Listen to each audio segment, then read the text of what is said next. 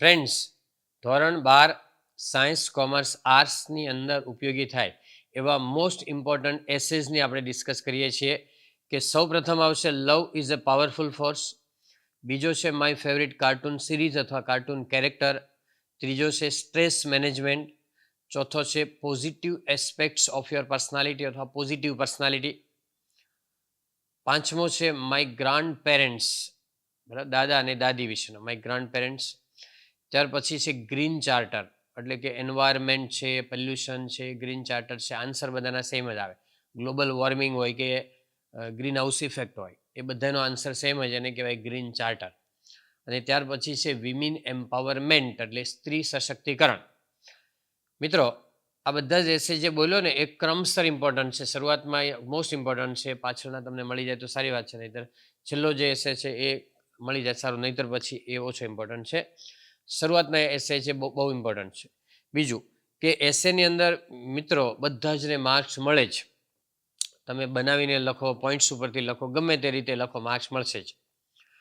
હવે તમને જ્યારે ઓછું આવડતું હોય તો તમારે એનું જ વાક્ય, એક પેરેગ્રાફ આવ્યો તો એક પેરેગ્રાફ તમારે ફેરફાર કરીને, એટલે પેરાફ્રેઝ કરીને ફરીથી લખવાનો, એટલે કે થોડાક ચેન્જ કરીને ફરીથી લખો.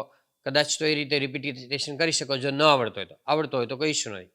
બીજું કે એસએસ એ સિમ્પલ પ્રેઝન્ટ ટેન્સ અને સિમ્પલ પાસ્ટ ટેન્સ, આ બે જ કાળમાંથી કોઈ પણ એક કાળની અંદર આવતો હોય છે, એટલે કાળ જોવાનો કે કયા કાળમાં લખવાનો છે, એ ટેન્સ નક્કી કરવાનો છે. ત્યાર પછી એસેની અંદર જો વધારે તમારે ઇફેક્ટિવ બનાવવા હોય, ફૂલ માર્ક્સ મેળવવા હોય, તો એની અંદર હું કહું એ વસ્તુ તમે લખી શકો. પોએમ લાઇન્સ લખી શકો, થોટ એટલે સુવિચાર લખી શકો, બરાબર, કોટેશન્સ લખી શકો, કોઈ પણ ભાષાના સુક્તિ લખી શકો, કોઈ પણ ભાષાની સુક્તિ, ક્વેશ્ચન માર્ક એટલે પ્રશ્ન વાક્ય લખી શકો, એક્સક્લેમેટરી એટલે ઉદ્ગાર વાક્ય લખી શકો, ડેફિનેશન એટલે વ્યાખ્યા લખી શકો.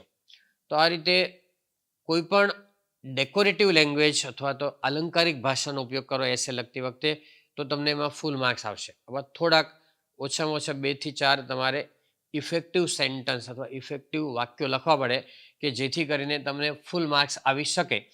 બાકી તમે માર્ક્સ પ્રમાણે જો સાઇઝ લખી હશે તો ગમે તેમ જાતે બનાવેલું હશે, પોઈન્ટ્સ ઉપરથી હશે, ગમે તેમ હશે, માર્ક્સ મળશે જ. મિત્રો, મેં 12 કોમર્સની અંદર, સાયન્સ કોમર્સની અંદર 25 વર્ષ સુધી ભણાવ્યું છે. મારા વિદ્યાર્થીને બોર્ડની અંદર 100 માંથી 100 માર્ક્સ આવેલા છે અને બોર્ડના પેપર પણ ચેક કરેલા છે, ખાસ કરીને 12 કોમર્સના કર્યા છે. તો તમે આ વાત ઉપરથી તમને ખ્યાલ આવી શકે કે હું જે વાત કરું છું એમાં કેટલી શ્યોરિટી હશે.